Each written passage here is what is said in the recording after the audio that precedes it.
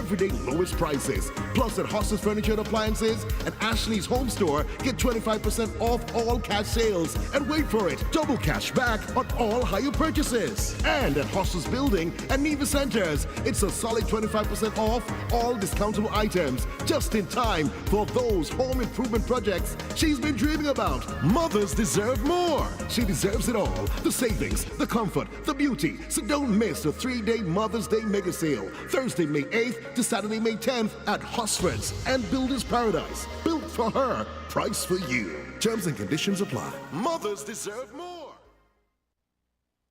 It's all fixed. Thank you for coming on such short notice. The kitchen was almost flooded. Happy to help.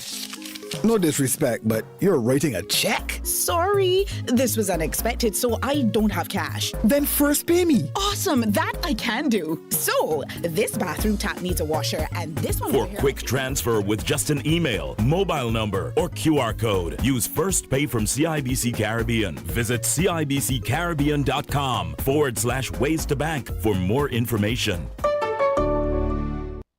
You ever hear earthquake call and say, "Hello, Miss Lee, yes, it's me, earthquake, I come in Tuesday around 10? No, sir. Earthquake does arrive unannounced, and when it come, it shake all sense and sensibility out of we.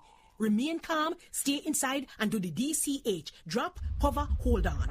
Once the shaking starts, you know it's earthquake. Make a quick move to a safe place. Don't run to the door, we are in the exit. Stairs might broke up or full of people. Elevator, avoid that, because you might get in and poof, power gone, and you're stuck in that box without ear.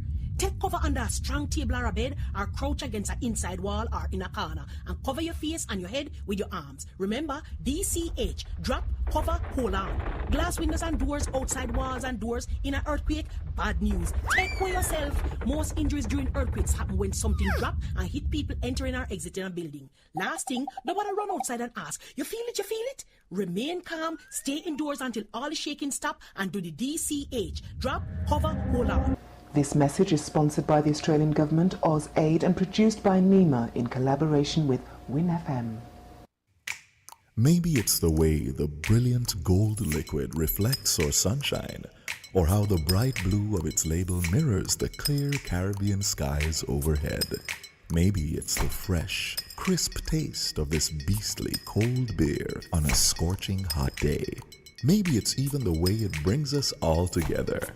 But one thing is for sure, Carib is very much a part of who we are wherever we're from in the Caribbean. Carib, it's the way we play. Drink responsibly.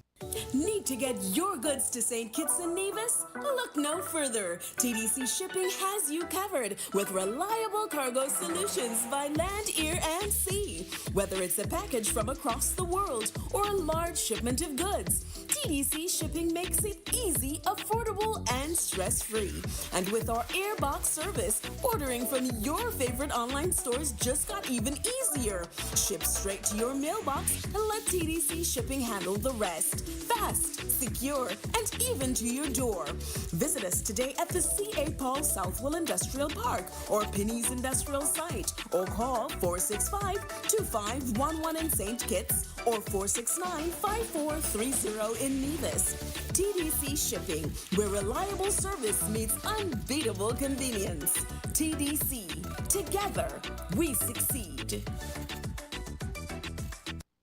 It's the start of the week. It's time for a new perspective. It's time for Unfiltered. Join Azar Gums, lawyer and deputy leader of the People's Action Movement, for raw and unfiltered political analysis of the current events in St. Kitts and Nevis. Tune in every Sunday evening from 7:30 p.m. on WinFM. Join Azar Gums as he breaks the mantle and cuts through the unfiltered political noise to bring you the facts. Unfiltered every Sunday evening on WinFM 98.9.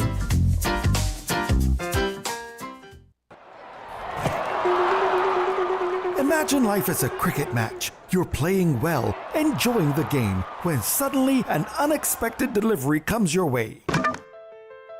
A critical illness can be that surprise bouncer. Fast, unpredictable, and challenging. Having critical illness insurance can be your game changer, providing financial support when you need it most. Don't wait for the unexpected. Get the right coverage with a critical illness insurance solution from Sagicor. For more information, visit sagicor.com today. Terms and conditions apply. Welcome to Island Tea with your faves. Keep it locked in with us for your daily dose of hot tea only on Win Media 98.9. Good morning, and how are we doing this morning? To the Federation of St. Kitts and Nevis, good morning. To the regional and international diaspora, good morning. Quint, good morning. I hope you're doing good over there. It's a rainy morning. I know it was a struggle for some of us to get out of bed. I include myself, but we're up, we're out, we are about, and we are here on today's episode of Island Tea. Remember to join in on the discussion. You can call us at 0333 440065. That's in the UK. In the US, two numbers. The first 1718-285-6984. The second 1305-921-4619. And our local number 466-0989. Just to remind you, we're being simulcast on TVC Channel 40, Facebook, as well as YouTube. And today I wanted to bring a highlight to an issue I saw, and it came from ABS, television and radio, and it says, ECSC statement on Justice Sean Innocent. And it says, for immediate release, the Eastern Caribbean Supreme Court has been recently made aware that Justice Sean Innocent, a High Court judge currently assigned to the criminal court in Grenada, was on the 28th of April 2025 charged with the indictable offense of assault with a deadly instrument, contrary to Section 176E of the Criminal Code of Grenada. Following this charge, Justice Innocent was granted bail until his court appearance, where he is expected to respond to the allegations. In light of these circumstances, Justice Innocent has been temporarily derostered to minimize the disruption of proceedings in the criminal court in Grenada. Another judge has been assigned to assume Justice Innocent's responsibilities effective 1st June 2025. The ECSC is approaching this matter with the utmost seriousness, being mindful of Justice Innocent's fundamental rights under the Constitution, while reaffirming its dedication to upholding the rule of law and maintaining the integrity of the judiciary. It said, the Eastern Caribbean Supreme Court was established in 1967 by the West Indies Associated States Supreme Court, Order Number 223 of 1967. The ECSC is a superior court of records for the Organization of Eastern Caribbean States, or ECS, including 6 independent states, Antigua and Barbuda, the Commonwealth of Dominica, Grenada, St. Kitts and Nevis, St. Lucia, St. Vincent and the Grenadines, and 3 British overseas territories, Anguilla, the Virgin Islands, and Montserrat. The court has unlimited jurisdiction in each member state and territory. And some of the Facebook comments says, people at the bar are getting in a lot of trouble lately. This is becoming concerning. Then somebody else said, this man should have been disbarred since he was in Anguilla, has been unfit to serve as a judge on the High Court. And somebody else said, boy, it looks like the world is going mad. So what do you think of that? This is definitely a case where the accused is innocent until proven guilty. And you understand why I say that? Mm-hmm. Why? Because we have to prove. Because his name is Innocent.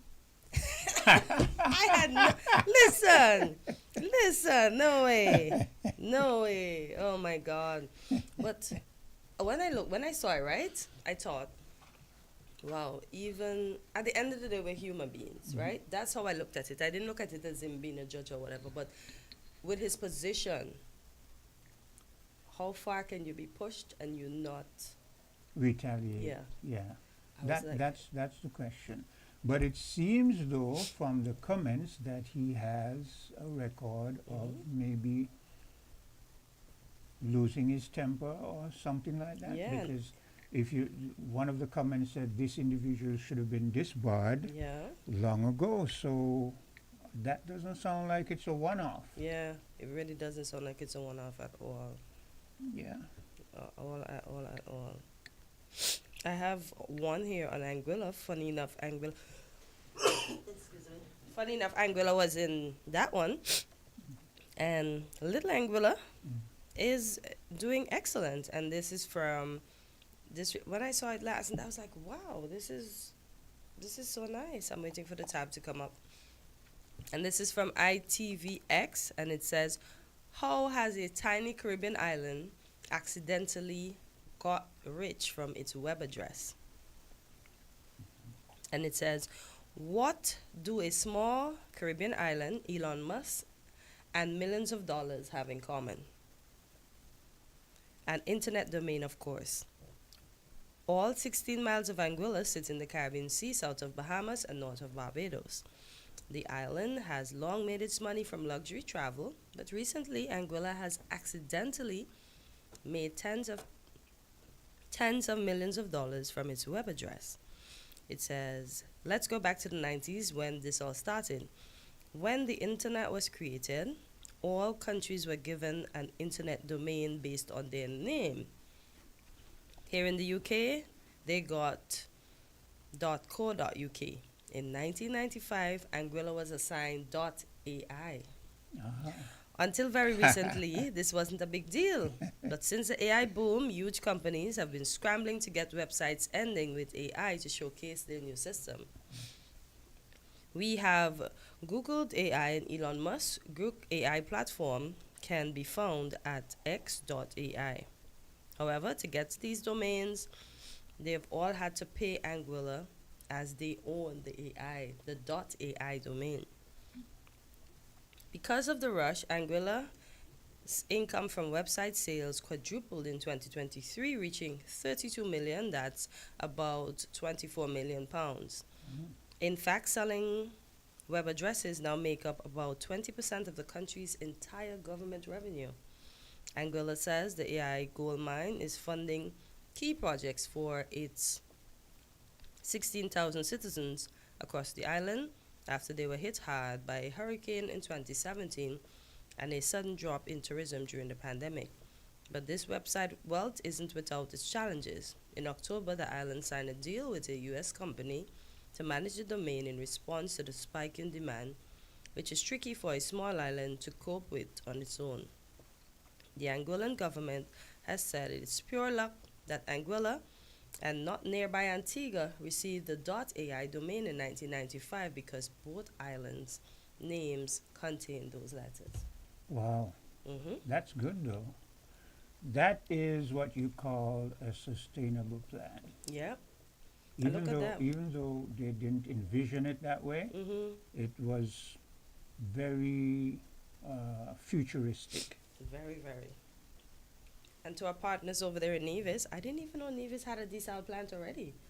I saw that in the news recently. Yeah, Nevis solar powered desalination plant awarded Best Energy Resilience Project at CREF 2025. So congratulations to Nevis. I never knew, and the plant is in photovoltaic desalination plant located in Butler, St. James. I didn't know that. And they said the solar-powered facility already integrated into the island's water distribution system can produce up to 60,000 gallons of treated water per day, significantly boosting the water security through clean energy. Look at that. Yeah. As they say, we can't steal the Jamaican saying they're small but they're talented, but Nevis doing things over there. Yeah. Because if the geothermal comes through, that's Nevis again. Yeah. Wow. So that's a lot that's going on over there in Nevis. I think I saw you had something about children starving or something like that. Oh, let me see if I find that one because I'm sure I sent it to me. Yeah. Oh, listen, I said we have to keep this thing alive, you know. They released the American guy, the American Israeli guy. Yeah. And apparently he's a soldier in the army, U.S. Army, so he was the last one. But the story that I sent you, that's from the Caribbean. It says children dying from starvation in Gaza, it says authorities. And it says, as Israel's genocidal war on the Gaza Strip continues unabated, the besieged enclave now faces an unprecedented humanitarian catastrophe due to a total blockade on essential goods and aid. Since March 2nd, Israeli authorities have kept Gaza's border crossings tightly sealed, halting the entry of vital food, fuel, and medical supplies. The complete blockade has worsened an already dire situation in the territory devastated by months of war and displacement. Multiple humanitarian organizations have issued urgent warnings of imminent famine, particularly in the northern areas of the Strip. In northern Gaza, where just one location is still distributing hot meals, residents walk for hours across rubble-strewn terrain in hopes of receiving food. In the Jabalia refugee camp, Palestinians, including large numbers of children, waited in long lines to receive meals distributed by aid agencies. Overwhelming demands and scarce supplies led to chaotic scenes as desperate crowds surged forward and people were crushed together in the scramble for food. The government media office in Gaza reported Saturday that at least 57 Palestinians, mostly children, elderly people, and chronically ill patients have died from starvation since October the 7th, 2023. Earlier that day, a medical source told Anguilla that a child had died from malnutrition and dehydration at the Al-Rantisi Children's Hospital in Gaza City. The media office condemned Israel's use of food as a weapon of war, accusing it of imposing a suffocating siege on more than 2.4 million Palestinians in Gaza by closing all border crossings for the 64th consecutive day. Palestinian and UN officials have repeatedly warned of a deepening humanitarian crisis as Israel has kept Gaza crossing closed since early March. The humanitarian situation in the Gaza Strip is beyond imagination as Israel continues to block supplies into the enclave. The UN Agency for Palestinian Refugees said on Sunday, as the complete blocking of supplies essential for survival enters its 9th week, there must be a concerted international effort to stop this humanitarian catastrophe from reaching a new unseen level, it added in a statement. The refugee agency renewed its call for an immediate ceasefire in the Palestinian territory. The humanitarian crisis deepened in Gaza after Israeli unilaterally abandoned a January the 19th ceasefire and prisoner exchange with the Palestinian resistance group Hamas last month. On Friday, the UNRWA Commissioner General Philippe Lazzarini warned that with every additional day, Israel's siege on Gaza will silently kill more children and women in addition to those killed by bombardments. On Thursday, the director of Gaza's government media office, Ismail al-Tawabata, told Anguilla that the enclave had entered an advanced stage of famine due to the continued closure of border crossings since March the 2nd and Israel's renewed military onslaught. More than 52,500 Palestinians have been killed in the Gaza in ongoing Israeli genocide since October 2023, most of them women and children. The International Criminal Court issued arrest warrants last November for Israeli Prime Minister Benjamin Netanyahu and his former defense minister Yoav Gallant for war crimes and crimes against humanity in the Gaza. Israel also faces a genocide case at the International Court of Justice for its war on the enclave. Look, one way or the other, somewhere in the future, Israel is going to pay for this. By divine whatever, what goes around is going to come right back around. You know. And go ahead, if I'm alive, I'm not going to show one iota of sympathy for Israel. Because I wonder, have they not found the people that started it? Because we know it's Hamas that started it. It's sad that they had to be in the Palestinian territory and put the Palestinians under this. But don't they think that they would have gotten enough of them, or they're still mingling amongst the people? That they continue to suppress them, not ensure the food gets over there? What are they trying to do? Just kill them all off just to get the land? We're still asking what they're trying to do. We know what they're trying to do. But it has to It's stop. obvious. It has to stop somewhere, But man. the rest of the world, the established world, is doing nothing because the rhetoric and saying, I am sure that if it was some place that they were not too comfortable with, or they would have already invaded, they would have already propaganda to cause them to bring an end to it. So Nobody's helping. And that story was from Loop Caribbean. It's just crazy how we're just gonna let people die and nothing is gonna be done about this. Good day. I have a story to play before we go to a weekly dose. You remember Greg saying he said that Trump wasn't racist, but I just gotta play this little part so that people can hear when I say what I say. Administration arrived in the U.S. Monday. The group included 49 Afrikaners, which is an ethnic group in South Africa made up of descendants of European colonists. The arrival comes as the Trump administration has moved to ban the majority of new refugee claims from other countries. President Trump addressed his decision to grant the refugee claim earlier Monday. Farmers are being killed. They happen to be white, but whether they're white or black makes no difference to me. But white farmers are being brutally killed, and their land is being confiscated in South Africa. And the newspapers and the media, television media, doesn't even talk about it. Let's bring in CBS News Justice Department correspondent Scott McFarland. Scott, what do we know? You see that? But are they speaking about Palestine? No, they're talking. This is the South Africans that are coming, the refugees. Remember, 42 of them landed in the U.S. on Mondays. But did you hear what they said? The white farmers. Yeah. Then he goes on to say he doesn't care if they're white or black, but the white farmers are being killed. What does that tell you? And do you see the next nonsense that he's doing? Apparently, Qatar wants to offer him a luxury jet. And he says somebody would be stupid not to accept it. But apparently he cannot accept it because they're saying anything that the president gets from anyone, even if it's a gift, he has to declare it. Look, and the gift has to be under $20. Trump can do whatever he wants. But he can't take that jet. And the press secretary, what's wrong with her? She's saying they're gonna go through all the legal. He cannot take it. I reiterate. Listen. Until someone does something to thwart or impede or stop Trump, I say he can do whatever he wants. Oh boy, and he's going to keep doing the man nonsense. Has been doing whatever.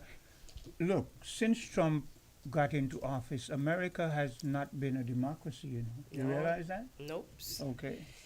So. Well, folks, we're going to take a break right here. We're going to have the good doctor in studio next for a weekly dose. Stay tuned. Found the sound 98.9 winnfm.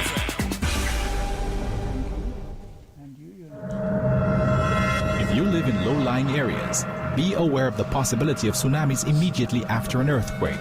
A strong earthquake lasting 20 seconds or more is a natural tsunami warning. Do not wait for an official warning. Gather your family members and evacuate immediately after the shaking stops.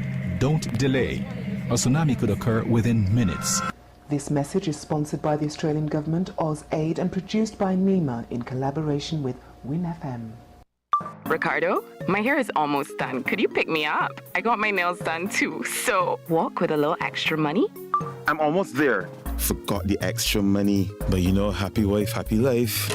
Looks like the salon has first pay. QR code scanned, funds sent, paid. For quick transfer with just an email, mobile number, or QR code, use First Pay from CIBC Caribbean. Visit cibccaribbean.com/ways to bank for more information. Maybe it's the way the brilliant gold liquid reflects our sunshine, or how the bright blue of its label mirrors the clear Caribbean skies overhead. Maybe it's the fresh, crisp taste of this beastly cold beer on a scorching hot day. Maybe it's even the way it brings us all together. But one thing is for sure, Carib is very much a part of who we are wherever we're from in the Caribbean. Carib, It's the way we play. Drink responsibly. Do you want to know what's happening in sport? Tune in to On the Ball, a weekly tour show which is on WinFM 98.9 every Tuesday from 7 to 9 p.m. with me, your host, Troy Biff Mills. We will keep you on the ball with our variety of guests and, of course, your calls, discussing the facts and the stats and sharing your opinions. Get on the ball and stay on the ball by tuning into On the Ball with Troy Biff Mills on WinFM 98.9 every Tuesday night from 7 to 9 p.m. and also on Facebook and YouTube. Be on the ball.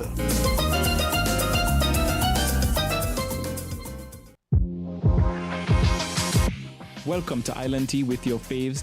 Keep it locked in with us for your daily dose of hot tea only on Win Media 98.9.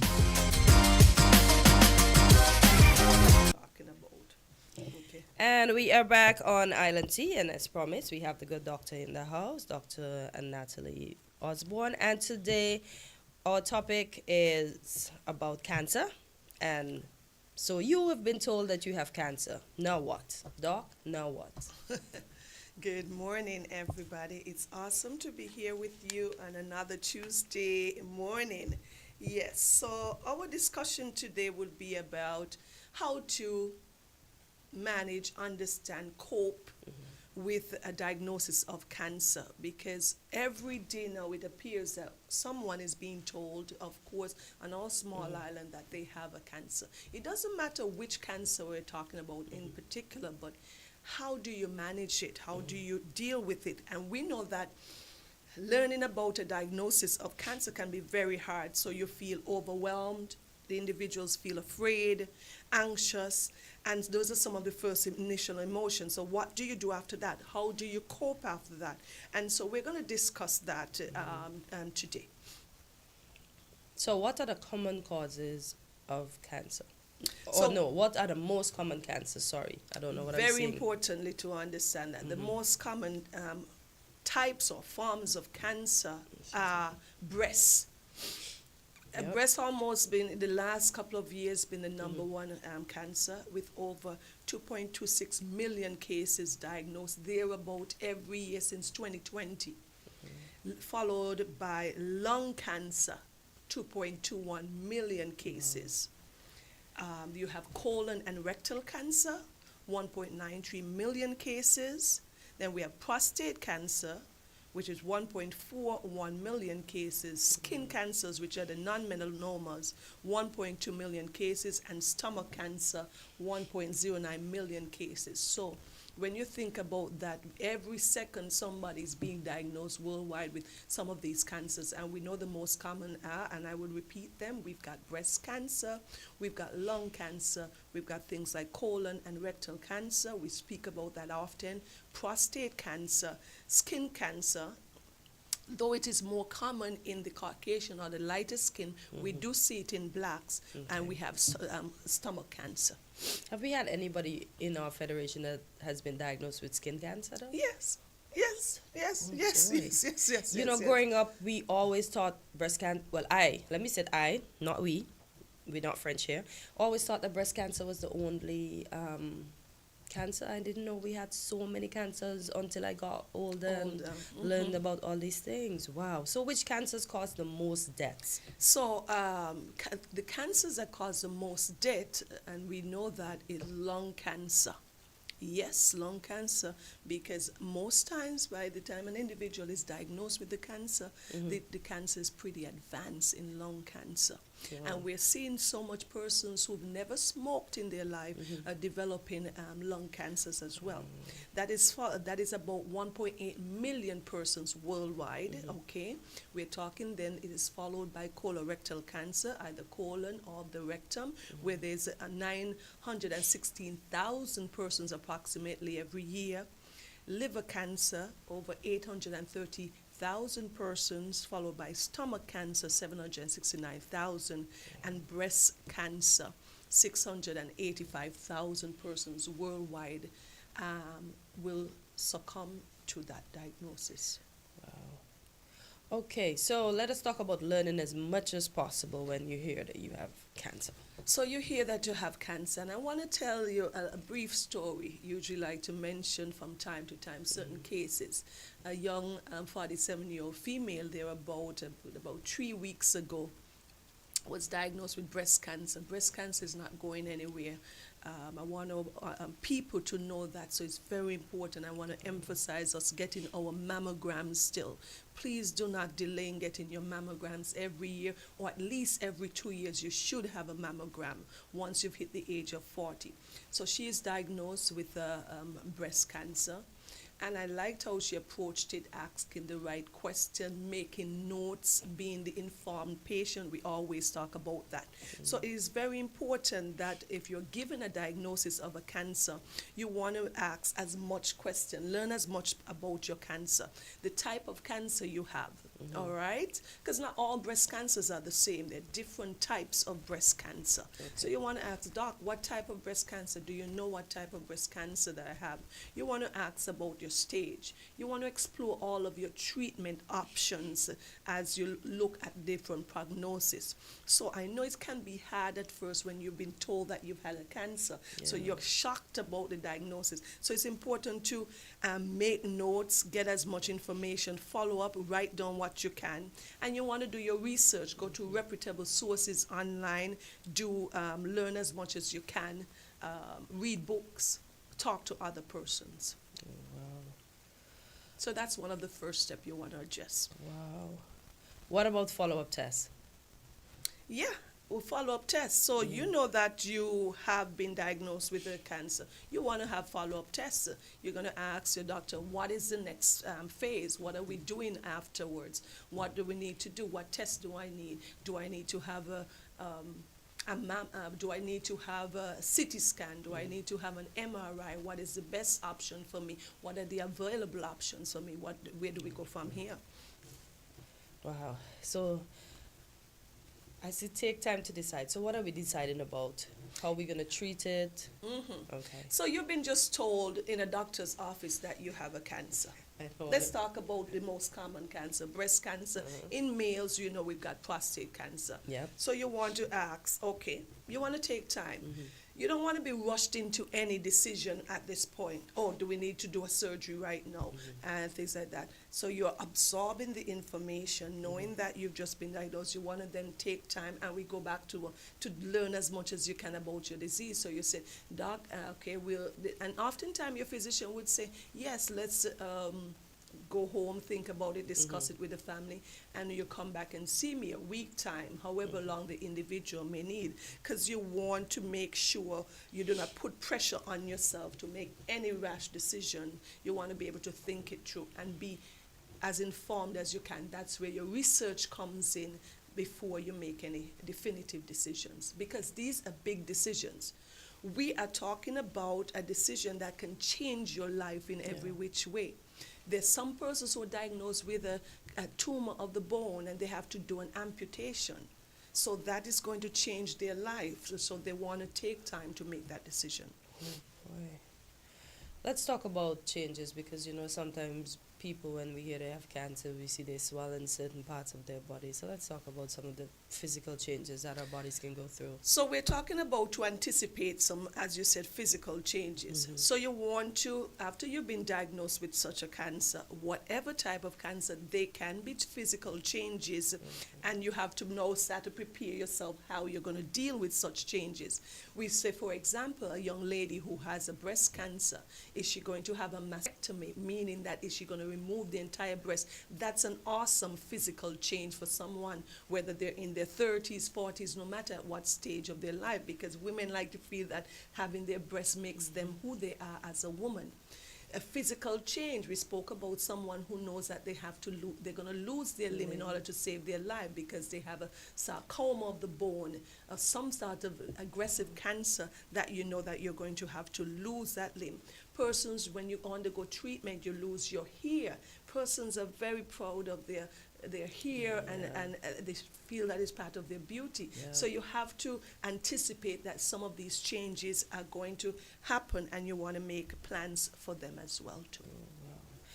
A care team. I know My care team would start with my doctor. Who else should be part of my care team once I found out I have cancer? So when we're dealing with cancer, it's a multidisciplinary condition. So you're going to have a surgeon.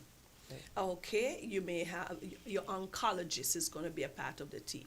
Your oncology nurses, you're going to be in contact with a lot of nurses who are going to be administering your medication. You're going to spend hours in a healthcare facility if you're going to go in chemotherapy and those things. So you want to understand that your health team is going to be your pharmacist who's going to be dispensing all of your medication, your health team, your dietitian persons who are going to be recommending how you're going to eat as a result of this diagnosis. You want to take your psychologist into account here, part of the team. You need that emotional and mental support. Yeah.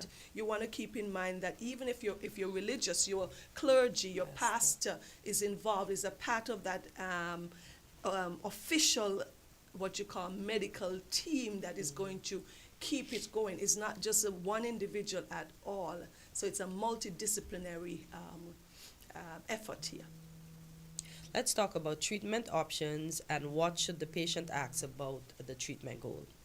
Okay, so one of the things, if you're diagnosed with a cancer, you want to first know what stage you're in, if your physician can answer that at that initial time, because then that may require other testing to help with staging, whether it's a CT scan, whether it is an MRI to see how far the disease has spread. So that's part of it. So once you have an idea what stage we're dealing with, you can explore what your treatment options are, whether it be surgery in the case of a breast cancer. You can decide, because we would give the patient options. If you want to save the breast, for example, a breast cancer patient, so we call it breast sparing surgery or conservative surgery, or do you want to go and remove the entire breast? We say mastectomy. So you give them those options, and you know if you use, if you're trying to spare the breast or save the breast, you may need radiation, which is external beam radiation onto the breast to kill any residual or remaining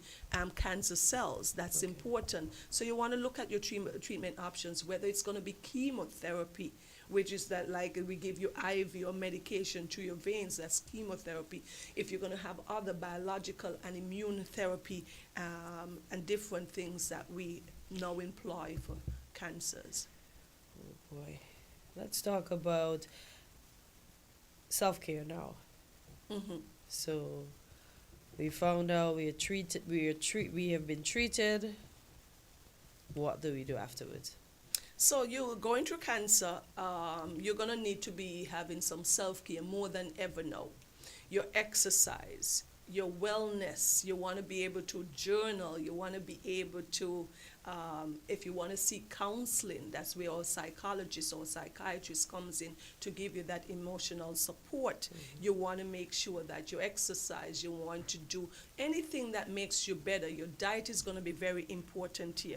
You want to do reading, whatever your activities are that you like, you lean into that, those hobbies that encourage you, that gives you that sense of peace and calm. Yoga, if you want to listen to music, if those are some of the things that you enjoy and you seek comfort with those, you want to do that. You want to be around persons that make you feel happy as well at such a pivotal time.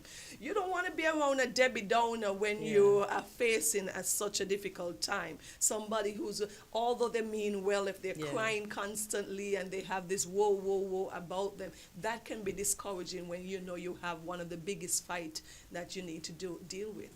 Yeah. What about letting friends and family help? Because some of us, you know, we do everything by ourselves now. We don't. We still want to try. It's going to be important. We talk about having that medical team that made up of your surgeon, your oncologist, etc. But you're going to need additional support, of course. And your families want to help. Because imagine someone, a young lady is diagnosed with having a breast cancer. Her husband feels helpless. Her boyfriend, her brothers, her parents, they want to give whatever support. So we need to allow them to. We don't necessarily always have to be that tough, strong individual. It's important to let people know how they can support. You're going to need somebody if you're undergoing surgery who's going to grocery shop for you for the next couple of weeks, someone who's going to come and help tidy up the home for you, someone who's going to make sure your clothes are washed, the person who's going to be that one who's taking up your nightgowns at the hospital, things like that. So you want to use your family member for that support because they want to be able to help. So you're going to have to lean into them at this time. So you want to, and they want to know, so be specific where you need help. We know that you're not helpless, and it's not about you being helpless, but we want to encourage you to embrace your family support because they want to be involved and do as much as they can. So let them know specifically what your needs are. What you need them to do. Oh boy, we always hear this because we see when people get sick, money come into play. Some of us have nothing saved up, or the little that we have saved up is drained immediately. So, let us explain to us how we should consider our diagnosis and how it will impact our monies. Yes, of course. So one of your biggest thing is going to be finances. Wow. And I want us to realize, because I think we've been sold this idea that healthcare is free, but it's not so. And worldwide it isn't. So there's going to be a lot of expenses if you're diagnosed with a cancer. Different regions, different internationally, there are different rates. If you're going to choose regional care, it's going to be much more cost effective. If you're going to go international, if you're going to have local care, it's always going to be easier for you. But there are going to be some treatments that we can't offer here locally, and you may have to go regionally, Barbados, Trinidad, Jamaica, and then a lot of the cost is going to come in here. If you do not have health insurance, you're going to have to pay out of pockets. I've known persons who've had to take loans just to get medical treatment, and it puts a large financial burden on individuals. Where we can, if you're healthy now, it's always best to have some sort of health care plan. It should be almost mandatory if we could, but you can get some local resources and local help. Sometimes there's some financial services. There's some breast cancer organization who sometimes gives some support, but you're still going to need to have either good health insurance or good healthy bank account because it's going to matter. And oftentimes, when you look at the statistics and the breakdown by socioeconomic classes, the persons who are more underprivileged financially and socioeconomically, they have the poorer outcome because they do not have access to the first line treatment. What does that mean? If you have a breast cancer and the first line treatment is this, this, and this, but you can't afford it because it's so costly, you may have to go to the second line treatment. And that second line treatment, though good, may not be as effective as first line treatment. That's why it's called the first line treatment. And then so these individuals, you may get what sometimes may be considered a subpar treatment, and what your outcome, your survivability drops off significantly. Caller, good morning. You're live on Weekly Dose. Good morning to everybody. Greetings once more in Jesus' name. Good morning. Save your sinners from their sin and from hell. Now, what I'm calling to say, I always say there's no free lunch from government, and that include health care. Also, what I'm going to ask the doctor is this. I've heard that people appetite get open when they use the marijuana. So are doctors here that believe that and that are open to such in prescribing such to their patients to open their appetite? You mean patients with cancer? Yes, with cancer, yes. Okay. All right, thank you for that question. Okay, well, that's okay. So he asks if we're open to, well, I personally, every individual would be, I know that I think marijuana is now legal in our federation, but from a medical point of view, we have not incorporated that into our treatment management from an official standpoint. I know in certain other countries, persons do use medical marijuana for different conditions. But here locally, we have not incorporated it into our standard of care. That's what I would say on that, and leave that alone. So he mentioned losing your appetite. So do you lose your appetite when you have cancer? Well, lots of times if you're undergoing chemotherapy, there are changes that may happen. Persons become nauseous. Persons can lose their appetite, yes. I know sometimes when you get sick, you don't really eat a lot, but I didn't realize you... Yes, but it's not all incidences, okay? Not all instances. Some persons, I've seen persons, because of the oncology treatment, they eat more as well too, so they put on weight, because sometimes even just eating helps you to feel a little bit better and get rid of the nausea and some of the discomfort. So different patients, but you can lose your appetite when you're undergoing any type of cancer treatment. Let me ask a question. Are doctors encouraged not only by the many means of dealing with cancer, but also by the results of patients being cured by cancer? Are you encouraged? Of course. One of the greatest joy I know for myself and for physicians is to see a good outcome in your patient. You want to then see your patient 5 years down the road, 10 years down the road, and you know they've survived this disease. So of course we're always encouraged. That's why I like to emphasize early diagnosis.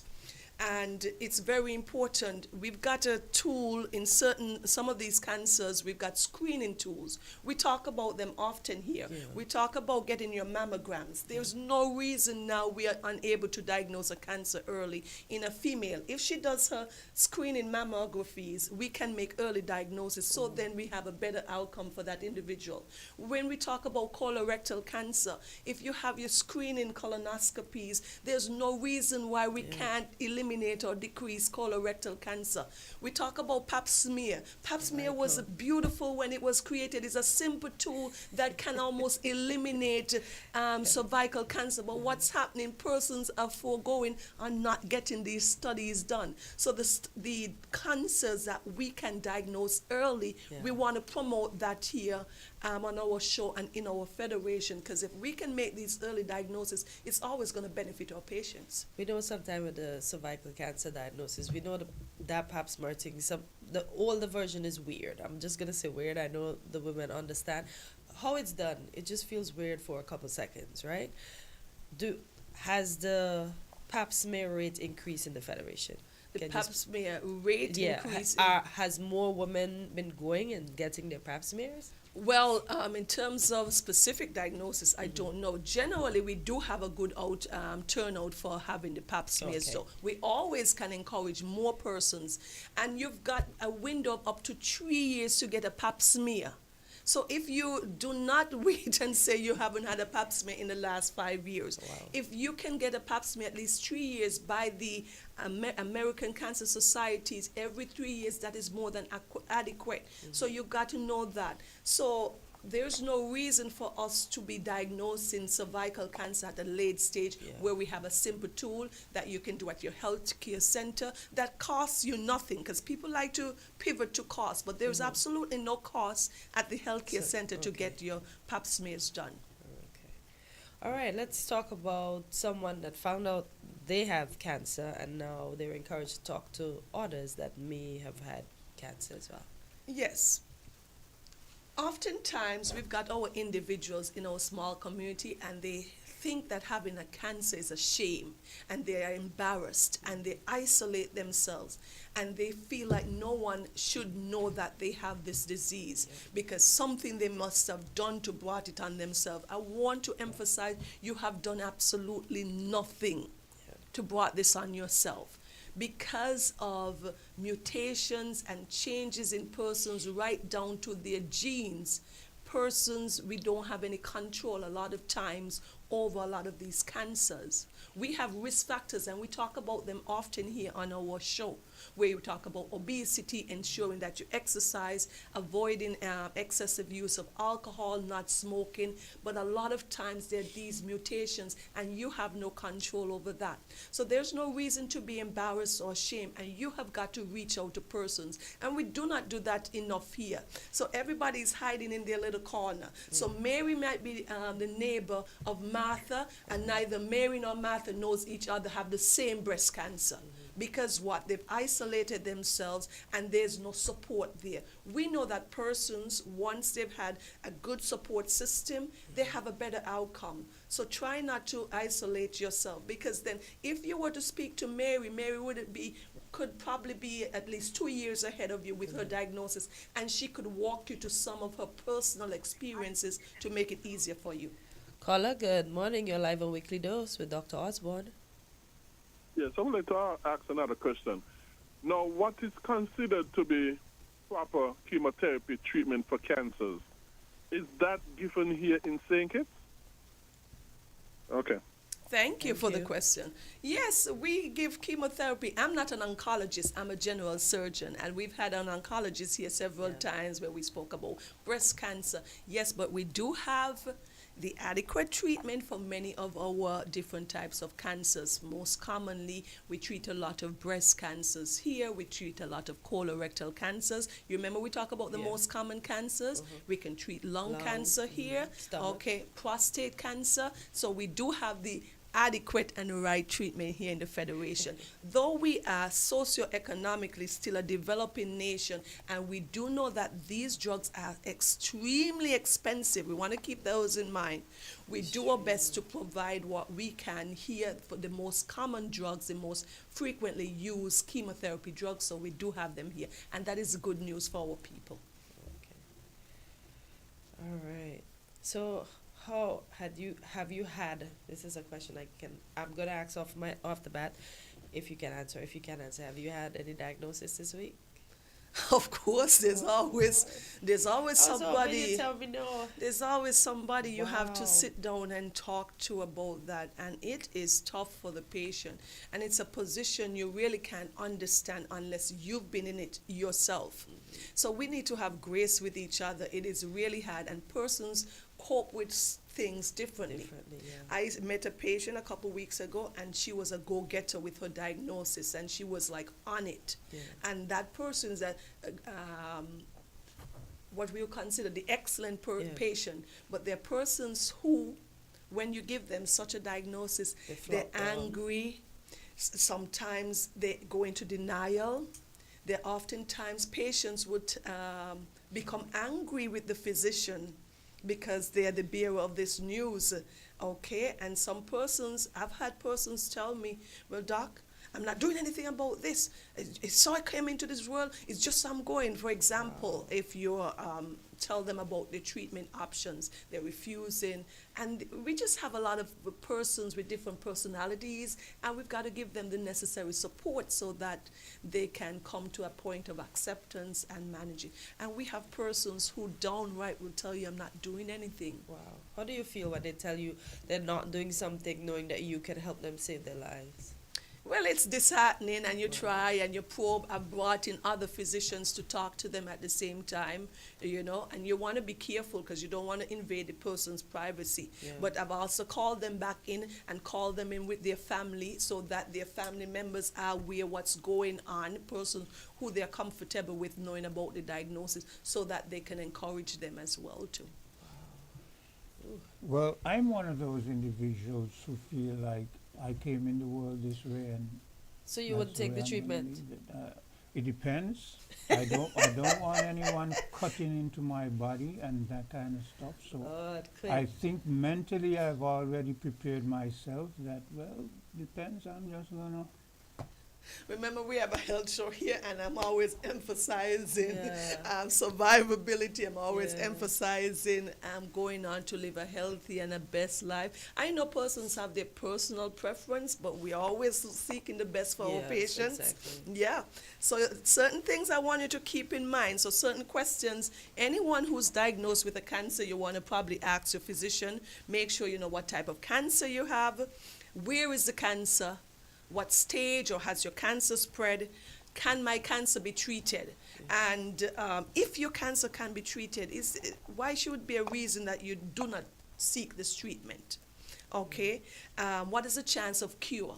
We have a lot of cancers with early diagnosis. A person can be cured and go on to live a perfectly healthy life. What are your treatment options? How would the treatment benefit you? How can you expect to be, and what are your complications, side effects of the treatment?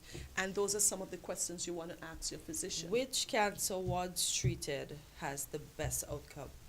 Oh, that's a tough one. That's a tough one. That would be hard to be to make that, because everything's going to come down. There are lots of factors when we talk about the prognosis of a cancer. The type of cancer, okay, the stage of the cancer, the overall health condition of the individual who's having that cancer. Okay, right down to the genetics, that mutation, because they're different cancers, how they express themselves. Okay, you want to how the associated things like the lymph nodes, if you have a cancer. You want to talk about the size of the tumor itself. Do you understand? So lots of different factors. One of the cancers, though, that we were always taught that if you were to have a cancer, and it's a terrible thing to say, if you were to have a cancer, one of the best cancer to have that nice little gland in front of our neck here, that gland is responsible for lots of metabolism, keeping our temperature regulated, keeping lots of our functions of our body. That gland is very, very important to us. If you have a cancer of that gland, though rare, it has a very good outcome. It seems to me, correct me if I'm wrong, but it seems to me like chemotherapy seems to be the hardest on the patient's body or psyche or whatever. Well, here's what, as the advent time has passed and we've come up with different types of chemotherapy, they've been able to manage it much better. It is really hard because the chemotherapy drug is killing both good and bad cells. Okay, we know that. The job is to destroy the cancer cells, but along with the cancer cells, it's going to destroy some healthy cells. So we know that it's going to have side effects and it's harsh on the patient. But with time, it's been made much more tolerable, some of them, okay? And that's the important part. But remember, it's a period of time. You have these treatment cycles, sometimes 6 cycles over 3-4 months.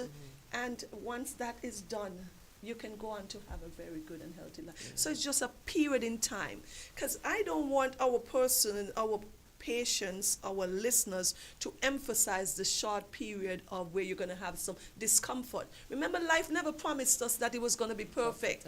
We're going to have some tough times. Remember, we talk about, and I've heard persons talk about a pap smear being uncomfortable. That is 15 seconds of discomfort for a lifetime that your life can be cured. Think about it, because if you have to undergo all these aggressive treatment for something like a cervical cancer, you'll always wish you had those 15 seconds of discomfort that you did not have.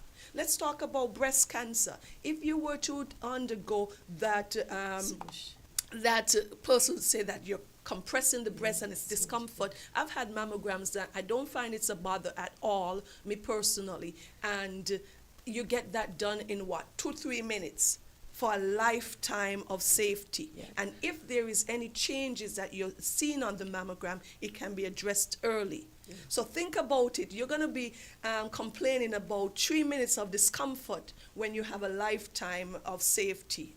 So we've got to realize where we win and where we, so we've got to balance it out. So we're not here to emphasize the short periods of discomfort. We're thinking about having a healthy community, encouraging our persons to go on to live healthy life, to be positive contributors to the society.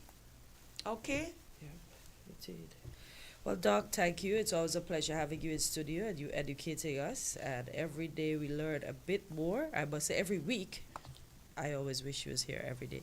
But every week we learn a bit more, so thank you so much for taking time out again, and you have a great day. All right. I wish everybody to have a beautiful Tuesday and be kind to each other. WINN is 98.9. 98.9 is Win FM. Building supplies, electrical supplies, furniture, appliances, carpets and tiles. It's the company where you can get it all. All at TDC, home and building depot. From lawn and garden, the TVs and stereos. All at TDC, home and building depot. Come on down, get what you're looking for. It's all at TDC, home and building depot. Hey, have you heard about the water shortage in our area? Yeah, it's pretty serious. I've been trying to conserve water as much as possible. Me too. I've started taking shorter showers and turning off the faucet when I brush my teeth. Well, that's great. Another way to save water is to fix any leaks in your house. Oh, I hadn't thought of that. How much water can a leak waste? A small leak can waste up to 20 gallons of water daily, which can really add up over time. Wow, that's a lot. And have to check for any leaks in my house. But another good tip is to only run your dishwasher and washing machine when they're full to save water and energy. I'll keep that in mind. It's important that we all do our part to conserve water, especially during this shortage. Absolutely. Every drop counts. This message was brought to you by the St. Kitts Water Services Department. Learn more at water.gov.kn. Let's get real on WinFM. Hi, this is Lavi. Let's get real Wednesday nights at 8 on WinFM. Get ready for an hour of real talk that will keep you engaged and informed, bringing you insights, the hottest topics of the moment, and perspectives that matter from the runway to the political arena. Real Talk with Lavi covers all. Let's get real Wednesday nights at 8 on WinFM.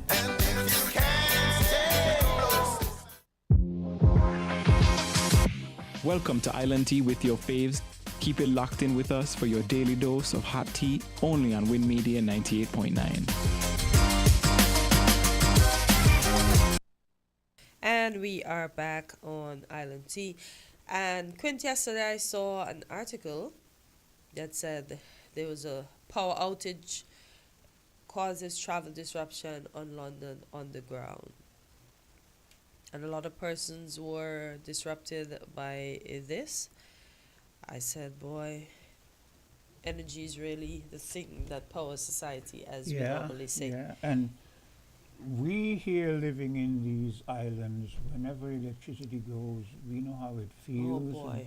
But imagine in those big metropolitan places, it could really cause a lot of problems with various systems that people depend on.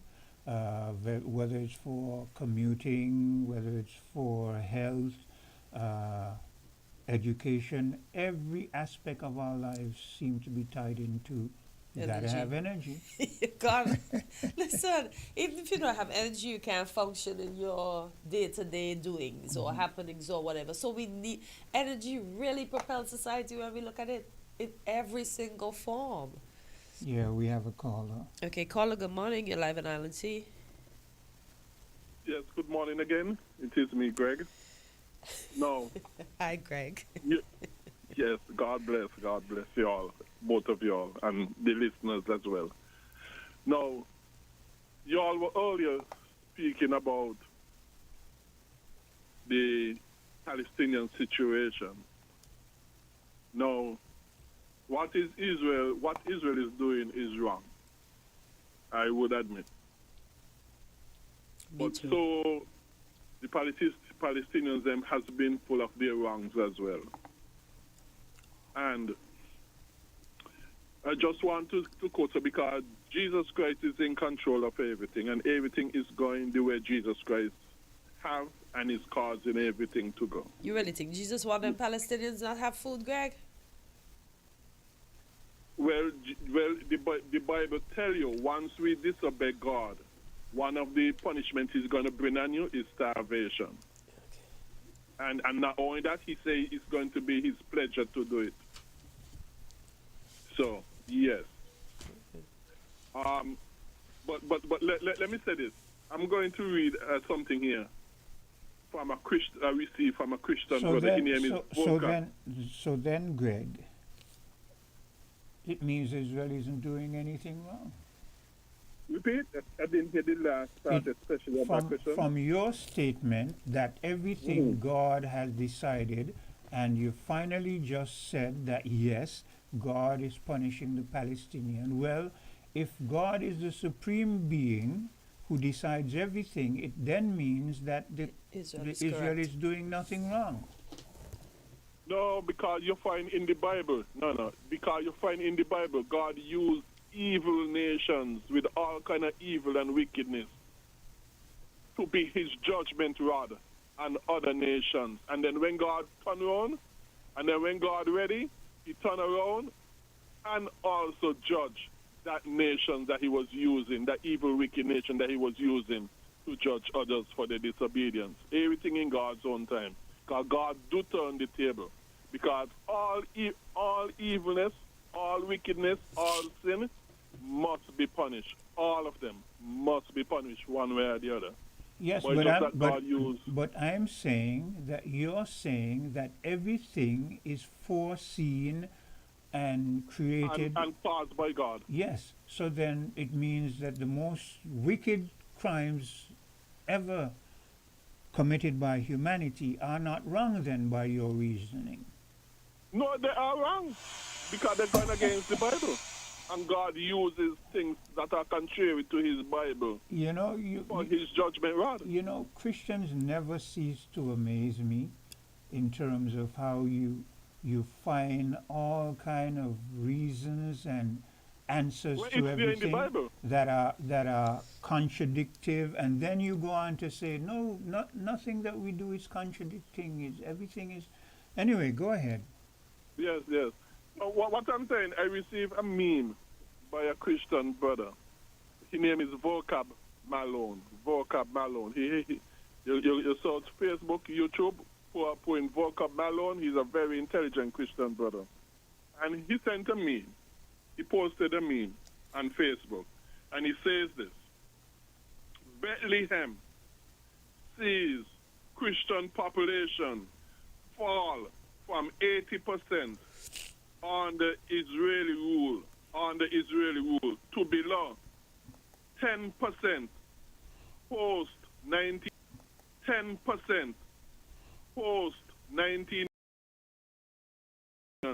authority control.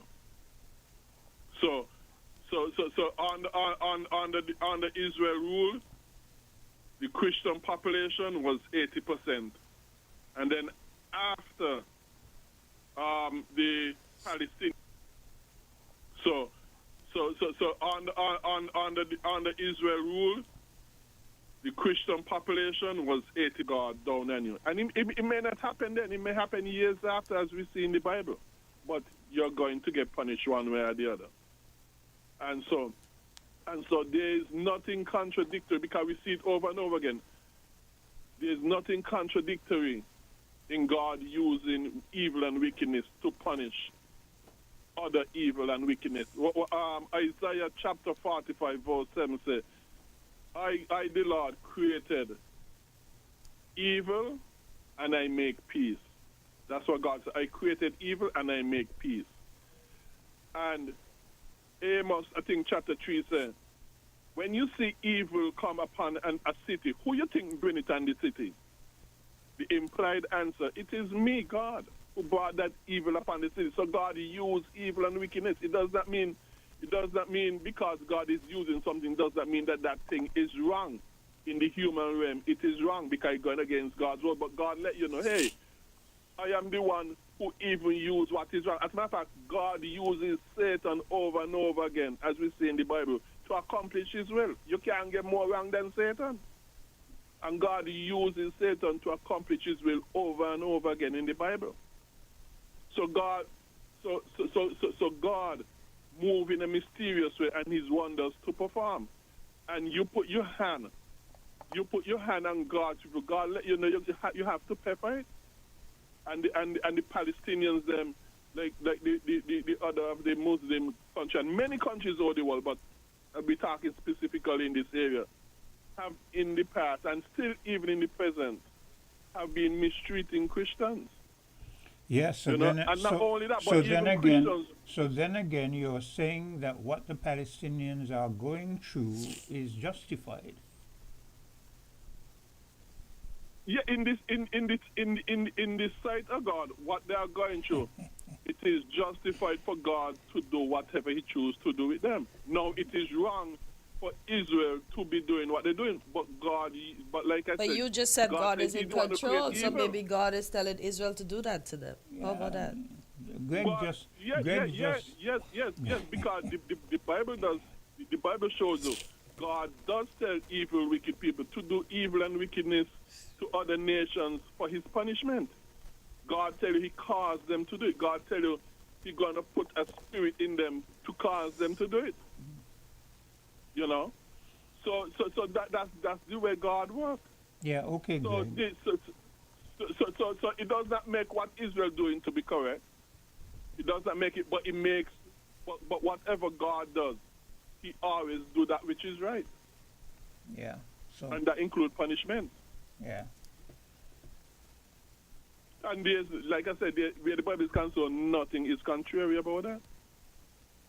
You know, nothing is contrary about that. Because God can do whatever He wants to do, whenever He wants to do, to whomever He chooses to do it, in His own time and in His own way, and He uses both good and evil to accomplish His will and His plan. And yet the evil is going to still remain evil and the good is going to remain good. But God uses everything. He said He's the one who creates evil. He's the one who brings evil and people, cities, and you name it, for His purpose, for His will. Okay, Quint. Yeah, yeah. Okay, you take care. I'm gonna read a bit of a communique. I'm gonna read a bit of a communique here. Let me see if I can change the picture that is shown here as Cortensia has stepped out momentarily. The members of the Royal St. Christopher and Nevis Police Force have authorized the St. Kitts Nevis Customs and Excise Department to use the rifle range at Baker's Point, Connery from Monday the 19th to Friday the 23rd May 2025 from 05 hours to 22 hours daily. As such, persons living in Keys and Connery Village and having livestock within the area are kindly asked to refrain from grazing their animals in this area, and no loitering on the beach is permitted during this period. And this comes from the police headquarters, and it is dated on the 12th of May 2025. Hello, caller. Yeah, hello? Yeah, hello. Yeah, hello. Good morning, man. How you doing, man? I'm fine, thank you. And you? Yeah, pretty good. Yeah, I just wanted to throw something out there real quick in terms of a question or a comment.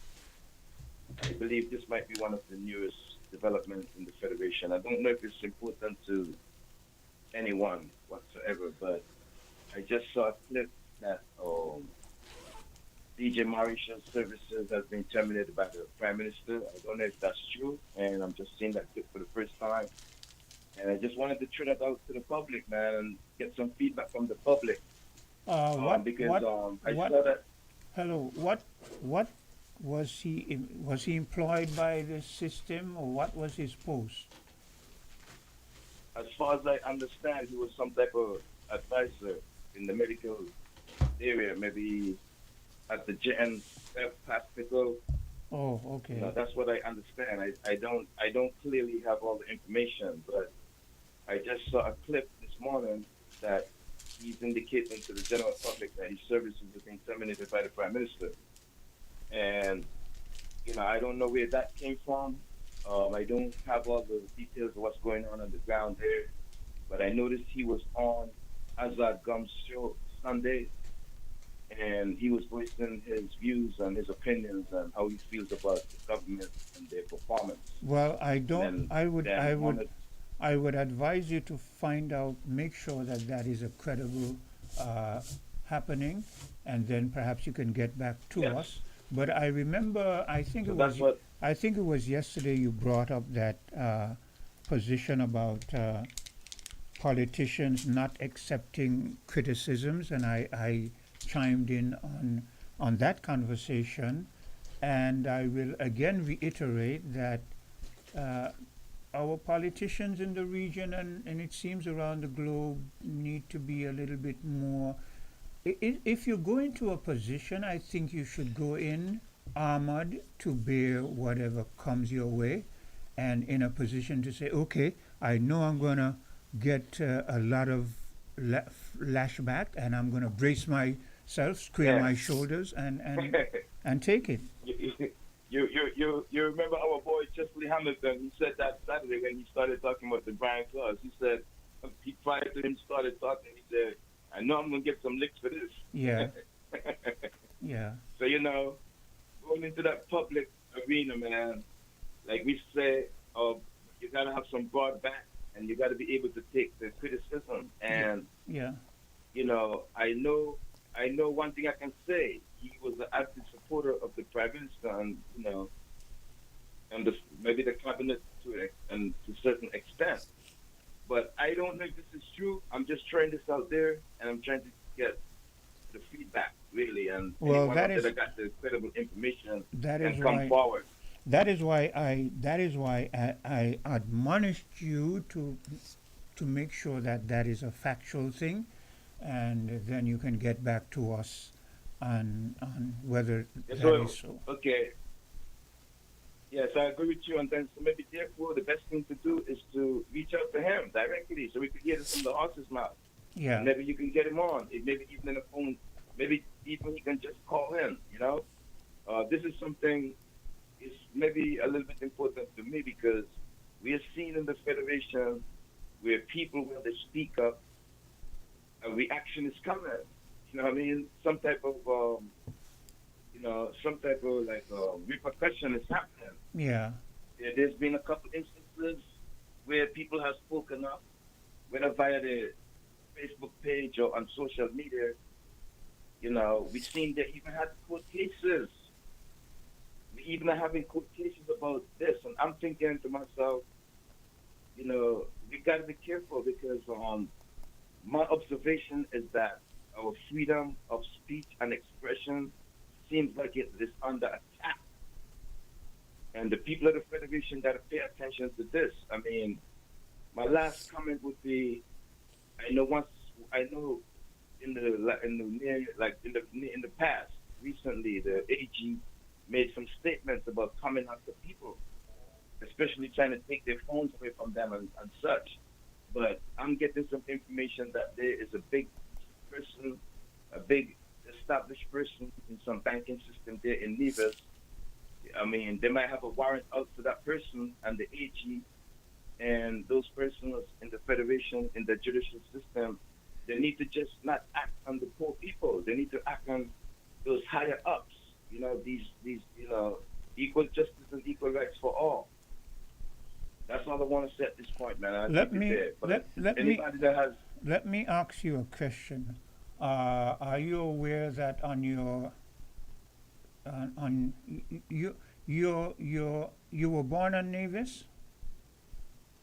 Yes, that's correct. Okay. Nevis Street, buried right in Cottonwood. Okay. So I thought I should ask that question first. Are you aware that on your native island that geothermal is the new thing that is happening? Yes. Not geothermal. Desalination. Sorry, my correction. Yes. The desalination plant is on stream and it's in the Butlers area in the St. James Parish. I'm fully aware of that. And how do you feel about that? Well, I'm not an expert. I don't have those engineering knowledge and expertise with dealing with the environment. But I would think that we should have maybe moved towards drilling more. Because once you start messing with the seawater, man, all them byproducts, like when the salt, the residue salt and all of that's gonna be left over, where are those salts gonna go? Back into the ocean? It's possibly gonna, mess up the The ecosystem. What do you call that? Yeah, the The ecosystem. Yeah. The marine life. Yeah. The marine life. It's going to bring some type of imbalance to that, not unless they're going to export the residual byproducts. But I would have liked them to see. But at the same time, of wells. But at the same time, one would say, well, you've got to do what you've got to do. There's a water problem, and you've got to alleviate that. So, Yeah. It's the pros and cons. We gotta weigh up the pros and cons. Yeah. But there's another issue that came up about the RLB rehabilitation project. That trip the Prime Minister had to Nigeria. I believe the Prime Minister is gonna have a round table, right? Is that today? Yes, it's today. Yeah. Yeah, so then therefore at this round table, right, the reporters got to ask the hard questions, because that trip to Nigeria, we need to find out all the details of that trip. My observation that I've made, right, is that they went on that trip, they only talked about one side of it. They didn't talk about so had some type of meeting there in terms of that developed that rehabilitation project for the airport. And it's all being done under the CBI again, the public option. And one thing that I realized, both the Prime Minister and the Premier was on that trip. And I believe that the Premier is maybe putting some pressure on the Prime Minister under the scenes, behind the scenes, where the Prime Minister now is venturing into exploring getting that project done through the CBI program. But Okay. it appears to me also. Okay. Pause a while. We have another caller. Caller, you wish to interject? Morning, guys. Now, I was just gonna say when he was talking about the DJ Marisha, DJ Marisha did read out his determination letter. The letter was dated May 9th, and his determination was as of the 13th of May. Which is today. He was fully determined, fired. Terminated. Okay. So he did read out. He did read the letter that he received. And are you aware of what position he held? What post he had? I'm not sure. I'm not too sure, but it seemed like it was something to do with the hospital. Oh, okay. I'm not too sure of the position he had held, but he did read the letter of his. That is a bit of news to me, because I did not know that DJ Marisha was inclined towards health and had the knowledge of health, so that is news to me. I don't know what position he held, but he was fired. Like he said, they had thin skin, so but anyway, my main reason for calling Quint is to tell your condolences, because when I heard your mom passed, beautiful lady, and I heard she passed, so I have to ping you my condolences, because from what I heard, it's like 3 people from Connery. Even though she haven't lived Connery for years, she's still from Connery. Yeah. you know, we stick together. Yeah. But anyway, have a good day, guys, and my condolences again. Yeah, thank you. Thank you. Yes, so you may continue. Thanks to that caller for coming in with that info about DJ Marisha. And condolences to you too, Quint, man. Come on, man. Yeah, man, you had a great mama. We just want to say condolences to you and the family. Yeah. So you can continue. And okay, so what the other thing that I wanted to say was my observation, right, is the Prime Minister, he critiqued the prison project, right? Yeah. But similarly, in my opinion, this RLB rehabilitation project is going to be a very similar project like the prison project. So my questions would be: this passports that's going to be distributed, are they going to be undersold as well? Because MSR, I was listening to the Patches show last night, and Patches dropped some information about the MSR saga. Yeah. MSR has bring out some new information, a press release, and that's very important for you guys to get this information, because leading up to the election, all information needs to be on the board, on the table, so the electorate can make a conscious decision going forward for Sinkis and Nevis. But let me go back to the RLB. Well, before you go to the RLB before you go to the RLB, back to the RLB thing, why don't you all let this MSR thing go? I mean, whenever we hear MSR, whether it's on the side of PAM, Unity, Labour, whatever, it is never good news for the Federation of St. Kitts and Nevis. So why is it that Patches, that is a question I asked before, and this is a problem I have sometimes with oppositions. Oppositions will encourage things that shoots us in the foot because they want to see the incumbent go down. I have a problem when you come up with people who have questionable character and try to use them. How is that going to benefit us? MSR has never been. Can you tell me some positive news that has come out from MSR? They came here to do movies. As far as I'm concerned, it was a ripoff because they got 50,000 times more from the Federation of St. Kitts and Nevis than we got from them. Then this MSR man tried to drag us into the American court, smear the SIDF or whatever, and for the life of me, Patches keep bringing on this man. Let the man go. Let the man look. Are we so desperate for Are we so desperate for bad news that we bring news even when it damage our own leg? I mean, come on. People are going to look at our federation differently. And all the political parties are guilty of this. Every one of them. Whenever they are in opposition, they bring things to the fore that damages the reputation of our own country, and then they say country above self. Self above country. And I'm gonna agree with you, because guess what? They always involved in this MSR saga, and they keep pointing fingers. Yeah. But guess what?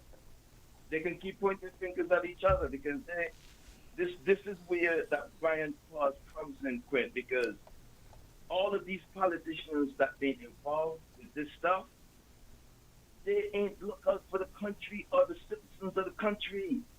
That means they broke their oath. All of them did. There is me. Let's put it out there straight. I don't have no respect for none of these politicians in St. Kitts and Nevis. They are all seems to be so corrupted. Let me put that word in the scenes just to listen to what you said to me. Yeah, seem. Because I don't have the information. I might not be able to prove certain things. Yeah, you're learning. You're learning. All seems to be so corrupted. Yes. And that they know corruption affects GDP, and none of them is trying to clean up this mess. And the people of St. Kitts and Nevis, they're going to have to come together against these politicians. That's the only way the system is going to get broken. The citizens of St. Kitts and Nevis, they don't really even care what's going on in their own country. But it affects them as well. Yes, it does affect them on a daily basis. But when the people is sitting there and expect the politicians to make the change, they are not going to make the change for you guys. So therefore, you're going to have to get from under those party lines and unite and go in the street and put the pressure on these politicians peacefully now. Let's protest peacefully. Let me make that clear. The system got to be broken. If the system don't get broken, the status quo continues. St. Kitts and Nevis is going to stay like how it is. And the oligarchs is going to come in and take over. Yeah, I long You for know, the, you know, like I you know, we long have seen. I long for the day when we don't hear any more about this MSR individual. There's another caller. Hello, caller. Yeah, Quint is me again. No, I would like to speak to this Mauritius issue. But first of all, I would like to say, as usual, we need to become a republic and we need to get out the Commonwealth so that we can have some kind of semblance of true independence. Yes, let us get out the Commonwealth and agreed, Mr. let's Gwen. all become a republic. Okay. That's number one. Number two, concerning the DJ Mauritius thing. Now, I listened to the Hazard Gums interview that he did of DJ Mauritius, whatever his correct pronunciation is. I listened to it. Now, he did say that he's a qualified electrician. So maybe his connection at the hospital maybe was to do with somewhere in the field of electricity. I don't know. Maintenance of equipment. And right, kind of could stuff. be because he said. Well, thanks for that. Thanks for that input. Yeah. Yes, that's why he said he's a qualified electrician. Now, what I'm going to say is this. You see, this is why I keep on advocating the biblical way to do things. Government owning hospitals, schools, and all that sort of stuff is antithetical. Let me break down that word. Government owning all these institutions goes against freedom, goes against liberty, and goes in the direction of dictatorship and tyranny. And people who love democracy is not my form of democracy, is not the biblical form of theocracy. You have the biblical form of theocracy. Democracy is a false theocracy. But still, people who does speak of cherishing democracy, they should know that also with democracy, government owning this and that and schools and hospitals and everything actually goes against democracy and goes in the direction of tyranny and dictatorship, the form that people say they like, democracy. And I'm going to tell you why. You see, like, for example, as I've said before, this ain't the first time I'm saying this, but I'm going to use the DJ as a personal example. And be brief, because I want to take a commercial. Yes, I'm going to be brief. Yeah. He got fired apparently from the hospital. Well, because government owns so much of things, whatever he got fired from, where government is concerned, he gets fired from all government institutions. So right now, a swath of opportunity for employment is out of his reach. Because once government fire you, you are fired from all government institutions. Whereas, if, let's say, the hospital, schools, and the sort of stuff was privatized, each of them owned individually by private individual owners. If one hospital fire you, you could go work at another hospital, another clinic, or you could go work at the schools, or on the road, or wherever. Things that are privately owned in a decentralized way, a proper free market. Okay, remember there's another caller on the line, and I want to take a commercial break after. So. Yeah. So this is the danger of government owning all sorts of stuff. It leads to democracy and dictatorship, and people became afraid, and they don't speak out. Okay. Okay. Thank you. Yeah. Go ahead, caller. Finish your statement. Hello. Yeah. So based on what Greg just said, I would agree with him and hope that, you know, like he's saying, if you get fired from one, you get fired from all. That is very disadvantageous, not for DJ Mauritius alone, but for everyone who get caught in that situation. But let me just go back to the RLB rehab project real quick and say that I believe the reason why the Premier and the Prime Minister was both in Nigeria is that whatever money is generated by the RLB project, the extra money is going to come over to Nevis and get that Nevis airport completed. And that's my assumption. Whatever money is generated with that RLB project, also the Nevis airport will get completed. Okay. Thanks a lot, man. You guys have a good day. Okay, same to you. Let's take a bit of a commercial break. We're different. We're 98.9. 98.9 Win FM.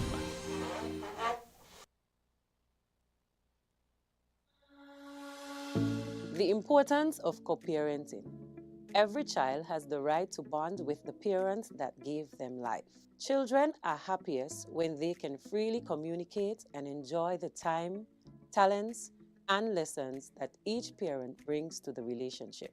We make co-parenting difficult when we focus on differences rather than what is in the best interest of our children.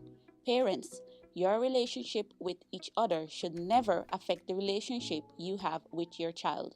Celebrate your children together. They deserve your best. A message brought to you by the Department of Probation and Child Protection Services. Contact us at 467-1311 or 662-6833 for more information. Supplegen is giving away 3 unforgettable shopping sprees valued at $1,200 each. Just shop and win. Spend $12 or more on Supplegen products at your favorite supermarket. Write your name and contact on the back of the bill and place them into the Supplegen entry form boxes. Enter as many times as you like. Promotion runs from April 1st to May 31st. Supplegen boosts you up. Welcome to Island Tea with your faves. Keep it locked in with us for your daily dose of hot tea, only on Win Media 98.9.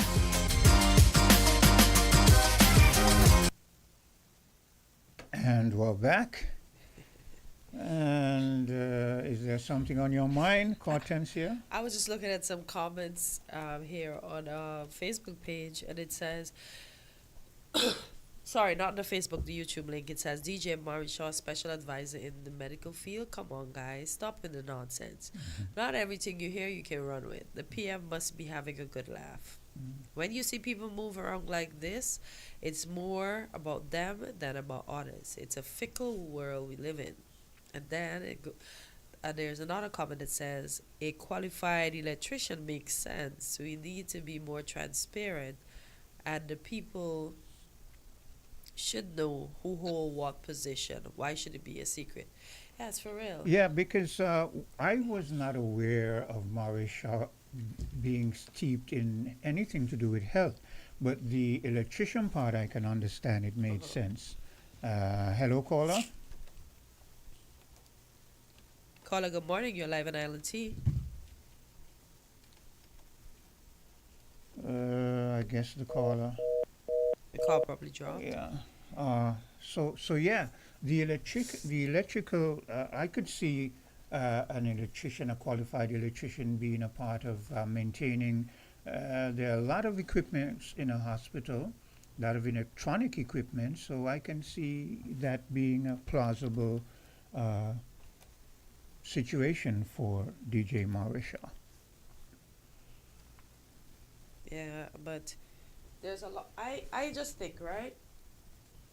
Our incumbent government speaks a lot about transparency, but sometimes you don't know what is what. So when all these persons are appointed, I think in the inception we should know who they are. So when in this situation we shouldn't be wondering or asking what position. Yeah, he had and and so it.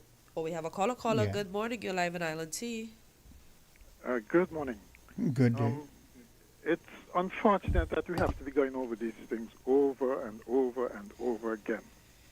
Right? If a government is run in an open and transparent manner, a lot of these problems would not prop up.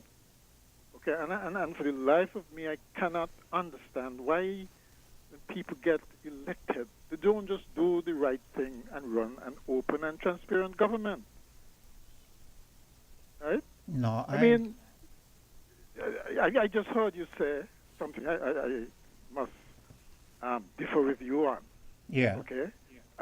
This MSR media, why doesn't to embarrass the Federation? Yeah. But the problem is if we don't do things the right way, that will always happen. Nobody, no individual, no politician, no citizen, no entity, government or otherwise, can be blackmailed or let out of the bag if they are doing the right thing. It makes no sense trying to blackmail somebody doing the right thing. I agree with you. What is the point? I agree with you. So where is the difference? On what point do you disagree with me? Because I agree.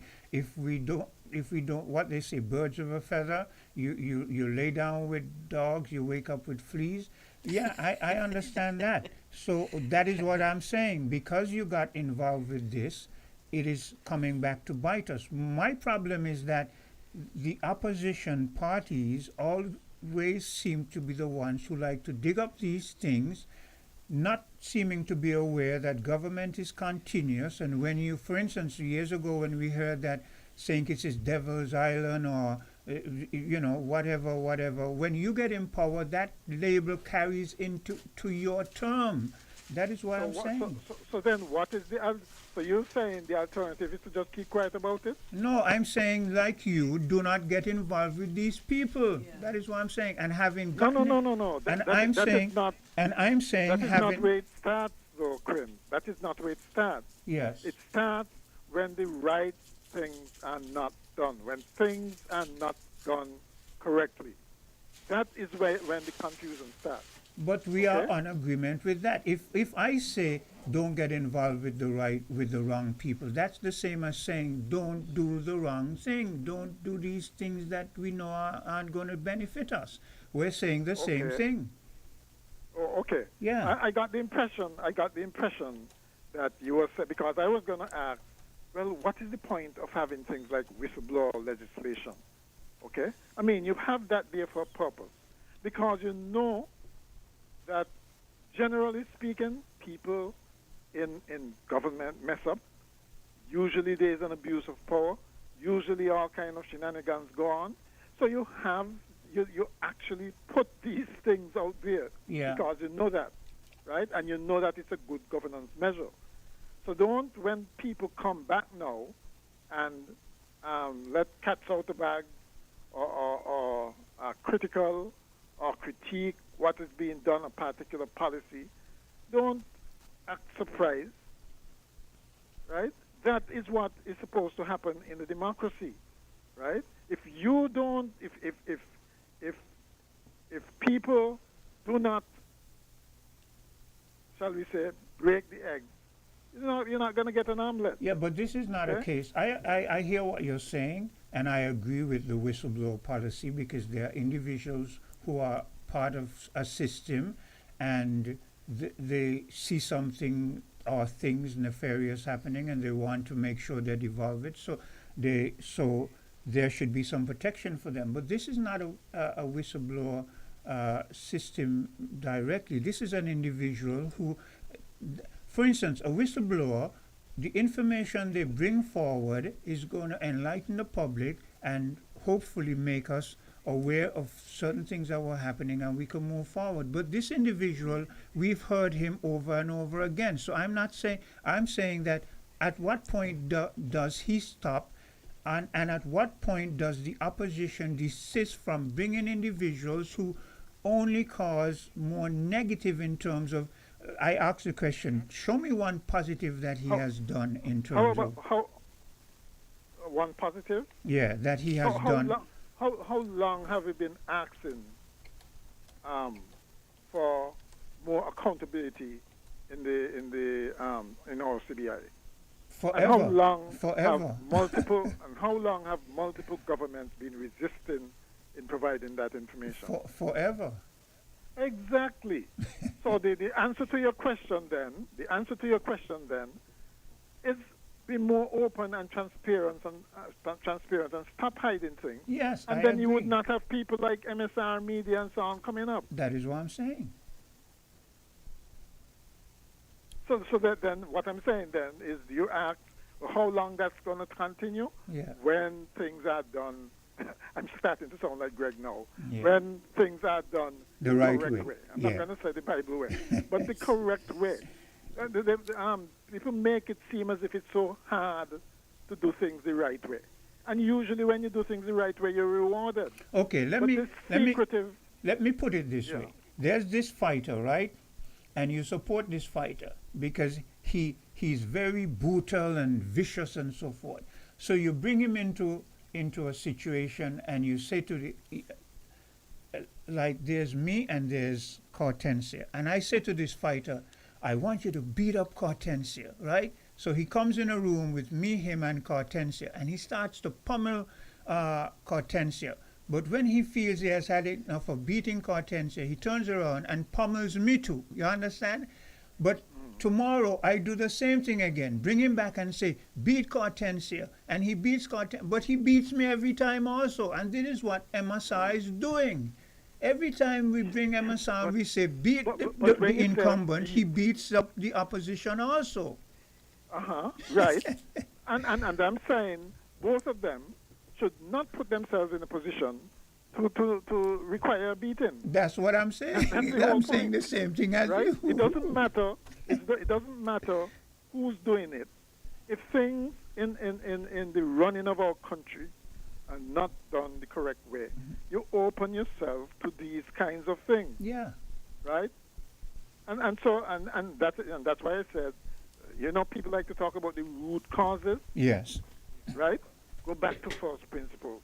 Don't do the things that gonna give what these people, MSR, etc., are saying any legs. Yeah. That is where you stop. You don't stop by then you yourself going after whether it's MSR media or whoever, or if as I said before, like let's say a whistleblower, because there is temptation to handle it like that. Yeah. But that's handling it the wrong way. Go back to the root causes and prevent things like these from happening. Yeah. Okay. That is not to say, I understand if you're working for government, okay, obviously there are confidential things, right? There are things that you have to keep confidential, right?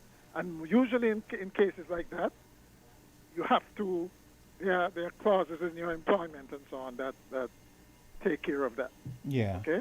But certainly the kinds of things that people normally talk about is usually operational things in government.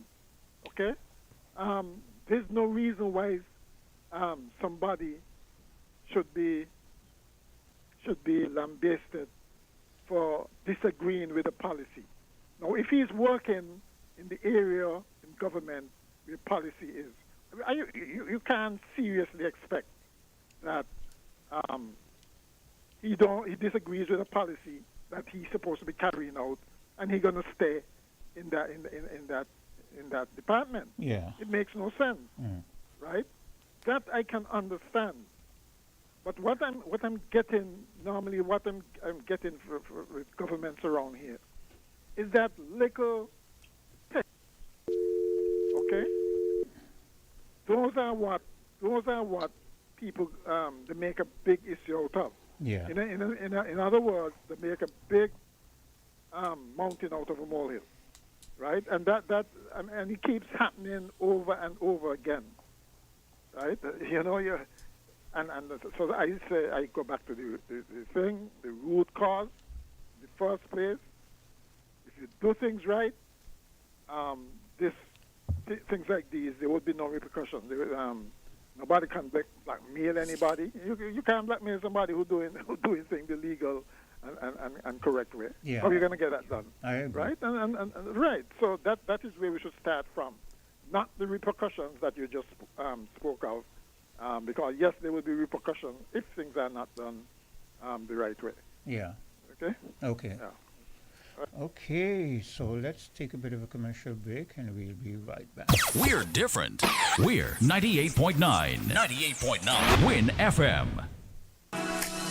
Tune in to Creative Voices, the ultimate radio call-in program where innovation meets inspiration.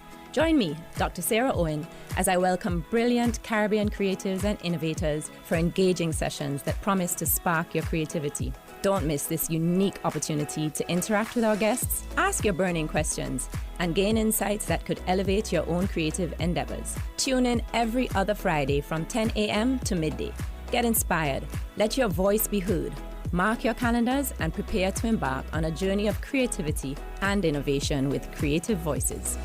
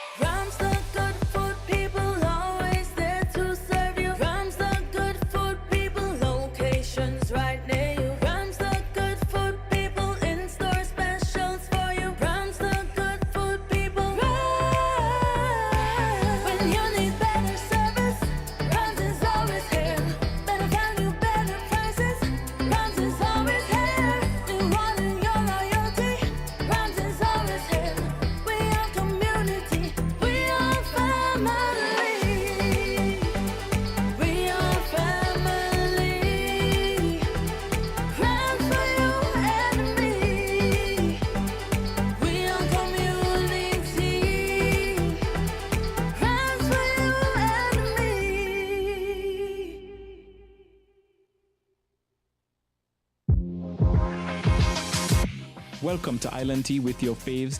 Keep it locked in with us for your daily dose of hot tea only on Win Media 98.9. And we are back on Island Tea, and I see that the gut is running, Patrick. I know you don't have Facebook, I should say, but the gut's running. Somebody had to come out of their car. Their car got stuck in the gut. Well, they know what happens whenever it rains a lot. So when I came, I caught a bus coming down today, and the bus diverted from going down the gut because he said he knew that there were going to be, the water was going to be running. So even if you live in the gut area, park your vehicles somewhere else, and so that it is safe. But that person tried crossing the gut and got stuck like there right by the bottom of where NCI was, the pink building, you know, in between there. In their car? Yeah. So the person came out the car. They were seated on top of the car. Well, going across deep water in a car is kind of foolish because there could be all kind of stuff that would come down and hit your car, damage your car. Your car might make it to the other side, but then you have to take it to a body mechanic because a big piece of metal, a big stone, something could, so don't take the risk. Don't cross. If it's low, I could understand that because you can see, but when it's kind of a certain height, don't think because you're in a car, it is safe. And then another thing that has happened over the years is sometimes the water takes up the car and takes it down the gut. Yeah. I remember there was a particular year when down right to the end under the bridge by the sea, about 10 or so cars were piled up on one another. So you've got to be careful. Yeah, indeed, we have to be careful. But with what y'all was speaking about concerning us using this one person in every aspect, round and round. Yeah. Yeah, we have to cut it out. We have to be more transparent. We have to let us know who's where, what they're doing, what they're about, so we don't have to be playing the guessing game where we do get information. And as I said, since everybody knows what the country needs, just make one big party and rule the country. Yeah. Yeah. Caller, be brief because I'm going to break right abruptly because I see Flames is signed in here, so he's ready to set up for Prime Minister's round table. Yeah. So go ahead, caller. Yeah. So Quint, quickly before you get off. Yeah. This is where that Brian clause is going to come in, because fundamentally, once we see that these politicians are not having the integrity and they act like they're hiding stuff, that means they're breaking their oath, and the loyalty and the allegiance to the Federation is gone through the door. Yeah. Thanks a lot, man. You guys have a good day. Okay, and without further ado, we're going to just cut it off here because we might be impeding on an upcoming program's time. Do take care.